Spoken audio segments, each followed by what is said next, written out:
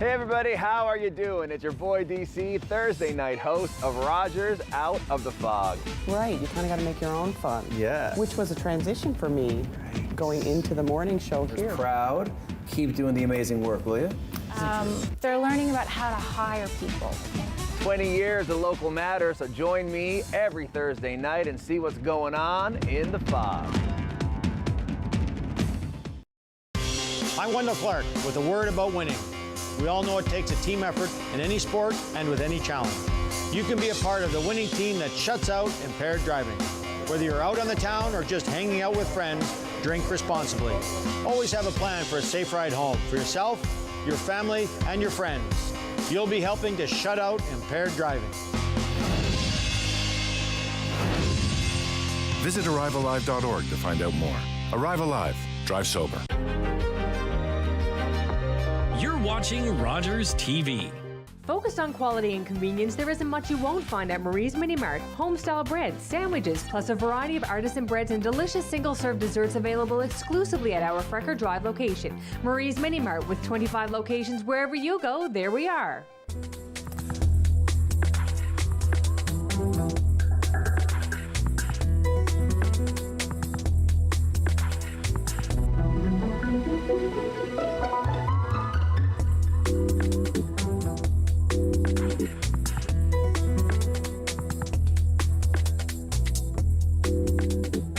Hello, I'm Karl Wells.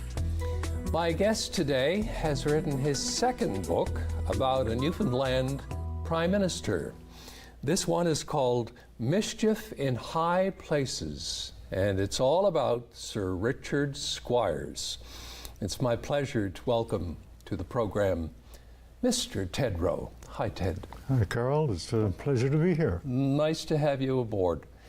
Now, tell me about Sir Richard Squires' childhood. What kind of kid was he? Actually, I kind of liked him when I read about him as a child, and we have some information on him that comes from his own diaries that he kept as a young fellow. And his mother died when he was in infancy, when he was about a year old. So he grew up a motherless child. He had a bit of a lonely existence through his childhood. He was well looked after by extended family, but you know, not having the nurturing of a mother, I think, had a certain kind of effect on him. So he was a bit of a loner. He was very bright and learned to read at an early age. He had an obvious intellectual ability. As he grew a little older, he and his father were very strong members of the Methodist Church in Harbour Grace, where he grew up.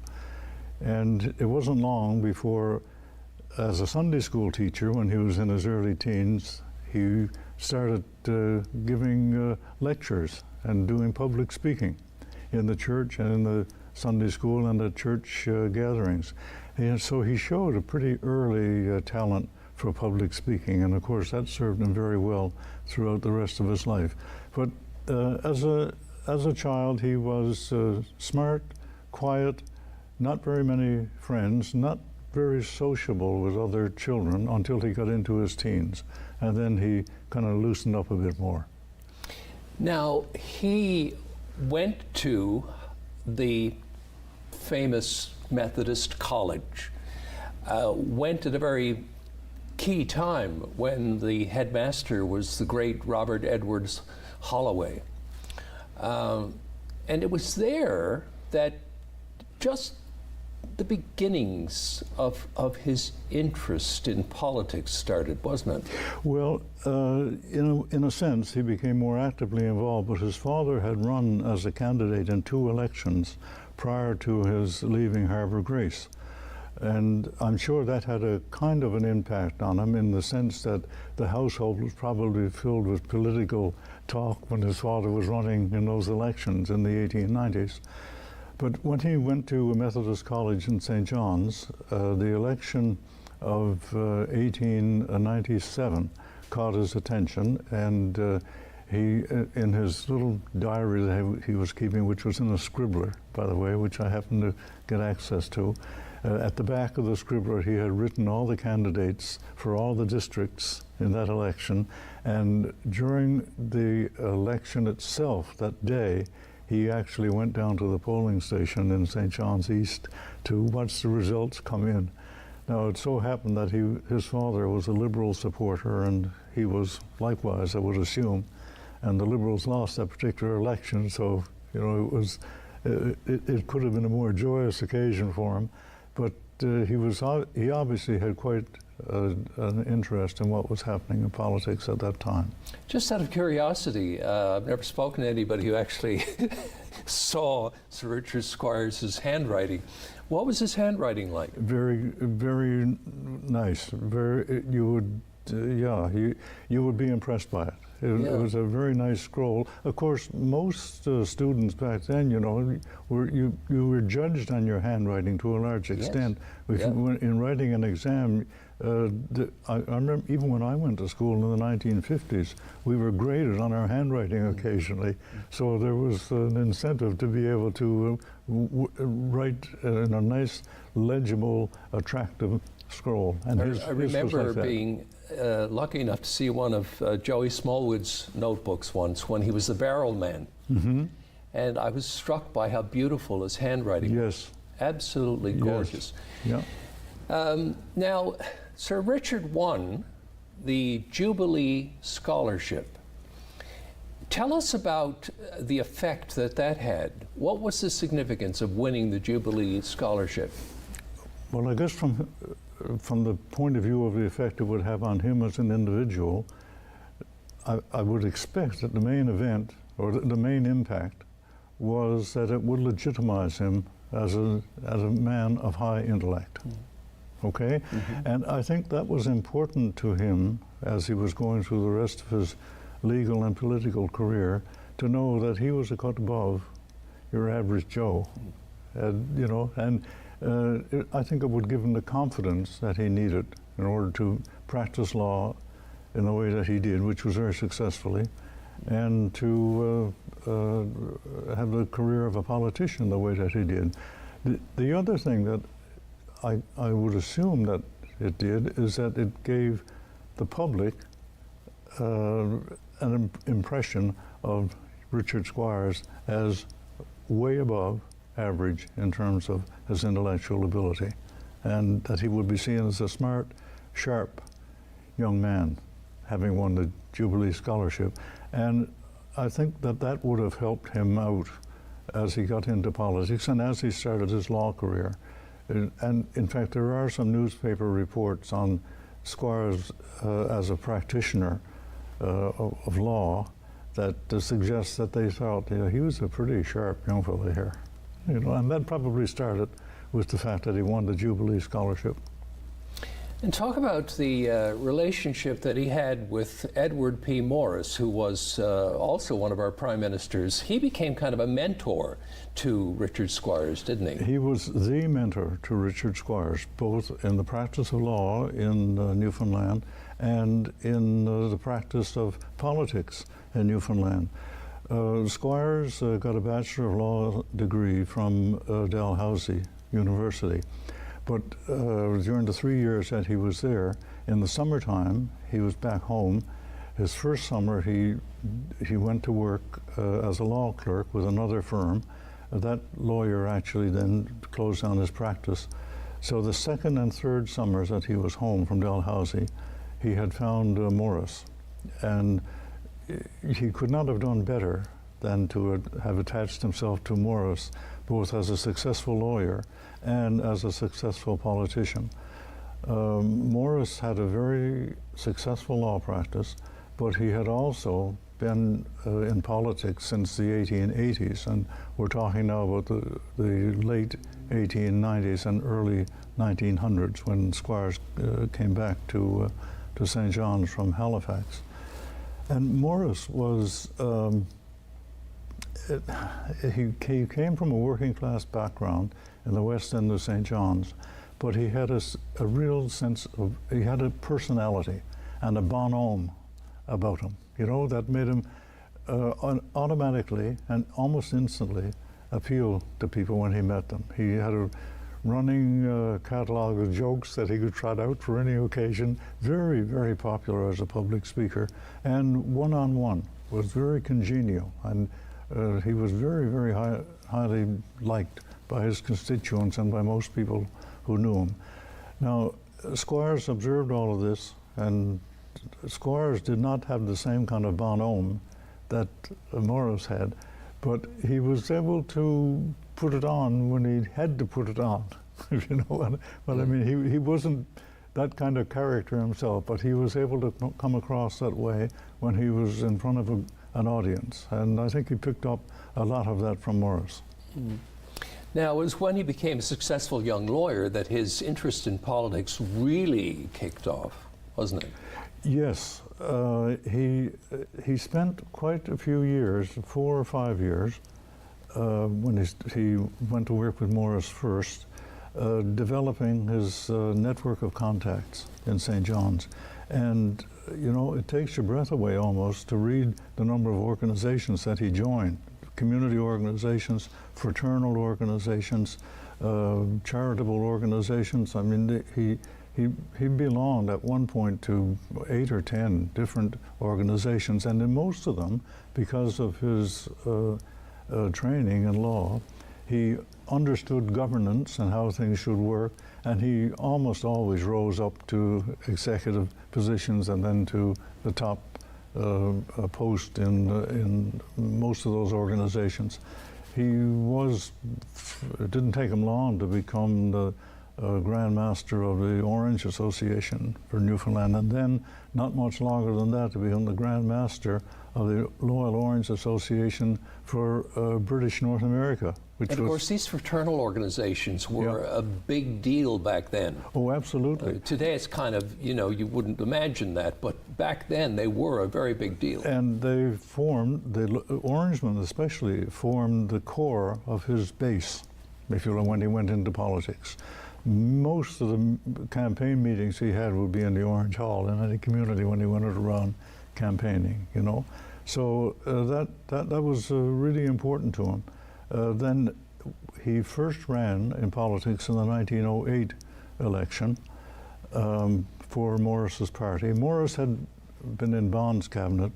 Morris broke off with Bond in 1906, 1907, that period, and set as an independent in the opposition.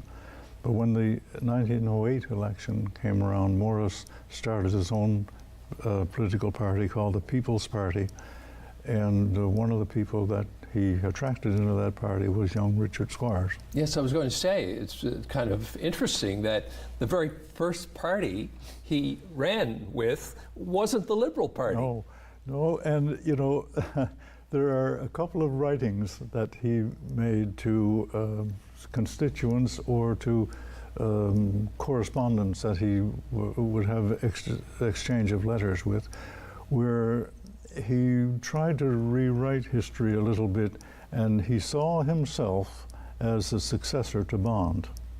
Now, he wasn't, but that's how he couched it in looking back. That would have horrified Bond, I think. Oh, it would have, indeed. See, in the same way that Smallwood saw himself as a successor to Squires.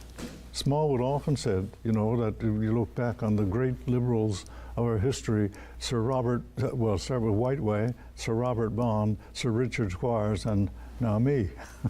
So Squires had the same kind of feeling of himself, that he was the natural successor to Bond, and he eventually became a Liberal again, but when he started out first, it was through the People's Party, which was Morris's party.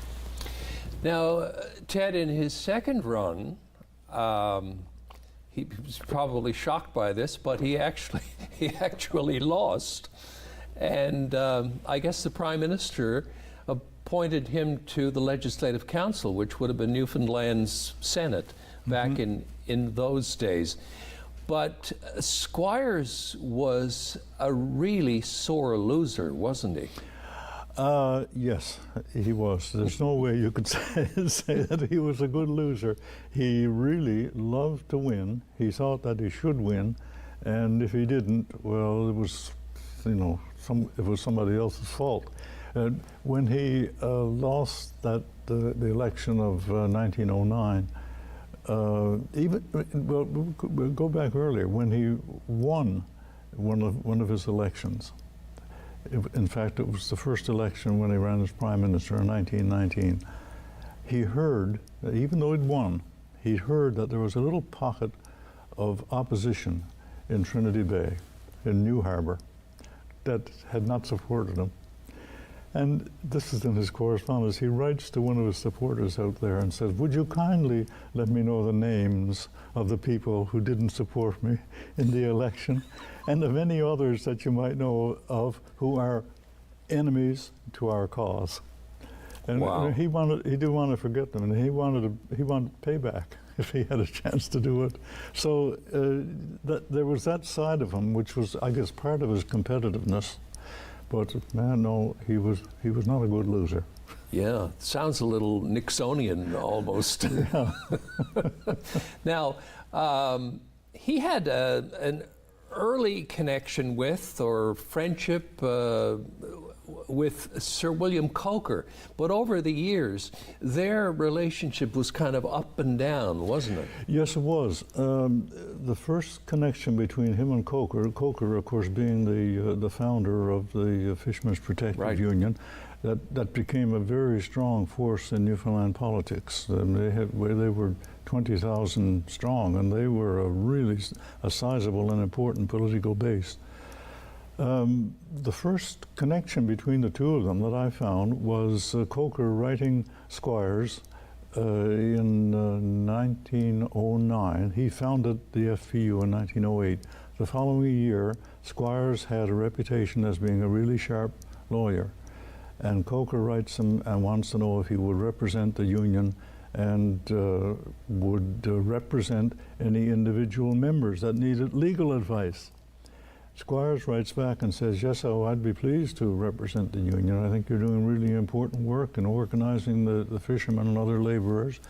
But I would not be able to give you an answer about representing individual members until I had an idea of how much work is going to be involved and what kind of work they would want me to do. So there was nothing further on that. So they made that initial contact. And then the next time that they had a relationship with each other was when Coker was elected and with his party in 1913. And Coker saw Squires then as one of the elites, or in his words, one of the bloodsuckers of St. John's. And when they faced each other on opposite sides of the house, I mean, they lambasted each other terribly in between 1916, 1920, that period of time. You know, I mean, they couldn't say anything good about each other, and they couldn't say anything bad enough about each other. They were really at loggerheads. Then Squires runs for Prime Minister in 1919. He starts his own political party, the Liberal Reform Party, and he sees the path to victory in the election as hooking up with Coker and his party. And Coker sees it as well. Squires makes the first move, contacts Coker and says, we really need to talk about this because here's a way that we can form the government. Coker says, yeah, okay, I guess we can talk about it, but you know, he's half-hearted about throwing in with Squires. He eventually agrees to do it, and he says to his followers, to the FPU, that he picked Squires because there was no other man available. It wasn't exactly a wholehearted endorsement of wanting to be a co-runner with Squires in the election. Best I could find. That's right. But Squires, they had an agreement that if they won the election, Squires would be Prime Minister, Coker would be acting Prime Minister in his absence, and that Coker would have charge of the fisheries portfolio. And that's really what Coker wanted. Coker had no interest in being Prime Minister. He was busy enough running the FPU, but he really wanted to reform the fishery. And that he had his crack at doing that when they got in power. Ted, something I found really interesting in this book was the effect that newspapers had on elections. It was almost impossible, if you were looking for a role in leadership, it was almost impossible to get elected unless you had a newspaper doing propaganda for you. Absolutely. And Squires had no newspaper support at all. Oh. So he actually bought his own newspaper so that he could pump out his own propaganda with his own newspaper, didn't he? Absolutely. Just talk about the role of the press back in those days, because it's absolutely fascinating. Well, it was, the newspapers were the mass media, not media, medium, I guess, because there's only one medium back then. There was no radio. It was before radio, and certainly no TV. I mean, there was film, but nobody used film for advertising, right? So you either went and met people, you campaigned and met people face to face, one-on-one, person to person, or you used the telegraph services to get information out, or you used the newspaper. And for widespread propaganda and for widespread appeal of your message, you really had to use a newspaper. And Squires poured a lot of money, starting in 1916, for the next 3 years, getting ready to run for Prime Minister. He poured a lot of money into his newspaper called the Daily Star. In fact, it almost put him into insolvency. And we may want to get to this in a minute, but it was the reason why he looked around for how he could profit from being Prime Minister to help bail himself out of this massive backload of debt that he had encountered with the Daily Star. And it was really important to him. And if you think of, you know, that was the way that people formed their opinions, so not of the news, but of what was going on in politics. And with the proper editor of a newspaper who was always on your side and promoting you as, you know, the best thing since sliced bread in politics, that was important. But also the way that the news was reported by a paper, the way that the news of political rallies came out, how that was couched, was not very often was it done in a neutral kind of way. It was done favoring one or favoring the other. And the existing newspapers, the reason he bought his own is that the existing newspapers, there were three main ones in St. John's. The Fisherman's Advocate, which was Coker's, the Union newspaper, the Evening Telegram, which is still the Telegram today, and the Daily News, which was the morning paper. And the Evening Telegram and the Daily News had not much use for Squires. They saw him as an upstart, and, you know, just a guy who just thought too much about himself. He really didn't engender a lot of respect amongst the establishment in St. John's. He worked very hard to get it, but he never did get it from some of them, and the newspaper editors were part of the elite class in St. John's. The Daily News said, the editor of the Daily News said, when Squires formed his political party to get ready to run in the 1919 election, the news on Mr. Squires' party was met in St. John's with an amusing smile. You know, and when I say there is no way that he's ever going to win an election. Well, I mean, he proved them wrong, because he certainly did win it, along with Coker. But the power of the press was really, really significant, as you say. Squires was worried when his paper didn't get out on time. He was worried, and at one point he accused the Postal Service, which was the government Newfoundland Postal Service at the time, of delaying distribution of his newspaper to the outports. Then he had delays in getting newsprint in from Grand Falls, and he accused the A&D company of trying to undermine him by not giving him enough newsprint to print his paper. I mean, he did realize the importance and the power of the press, and was very taken up with it. Now, his ethics were often in question. in your book you talk about how he was on a committee that was arbitrating a dispute between the Reed Company and the Newfoundland government. And he took $5,000 from the Reed Company while he was involved in this arbitration. Yes, that was the first thing. And Coker took that and nailed him on that time and time and time again. And everybody knew that he'd done it, you know. What made matters worse is that the story then came out that Squires had gone to Harry D. Reed, who was one of the principals of the Reed Company, and asked him if he would deny that he'd paid $5,000 to him, which Reed refused to do. But you know, he wanted to cover it up that way. I just want to go back a little bit to when he was at the Methodist College.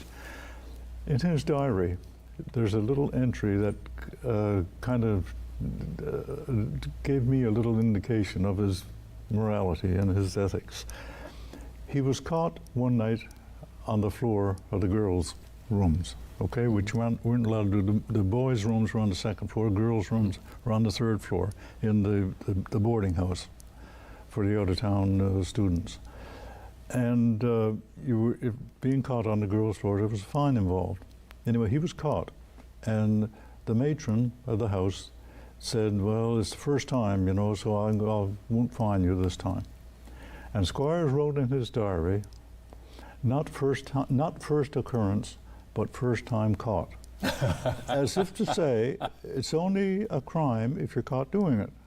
Wow. That was the impression I got, the way that he wrote it, you know? That really does and speak volumes. It did nag at me a little bit. I really liked him up to then, and then I'm thinking, well, we don't have very much time left, Ted, but I just wanted to clue up with one quick question. He and Lady Squires, Helena, they lived pretty high on the hog, didn't they? Well, they certainly did. I mean, they would be considered jet setters if the word had been invented at the time. There's no question. You know, they traveled a lot. They traveled extensively. Much of it was on government business, so-called, when he was prime minister. But they did have enough of an income that they could fund travel almost every winter. They would leave in January and go to Montreal, Toronto. New York was a favorite place that they'd visit. And they would catch up on the latest styles. They'd go to the opera, they'd go to the theater, they'd do all the things that you do in a large city. We'll leave it there, Ted. And folks, I have to tell you, there's lots more in this book, Mischief in High Places, about Sir Richard Squires, by my guest today, Ted Rowe. Thanks so much for being on the program, Ted. It was a pleasure, Karl. Thanks for having me. Thank you. We'll see you next time.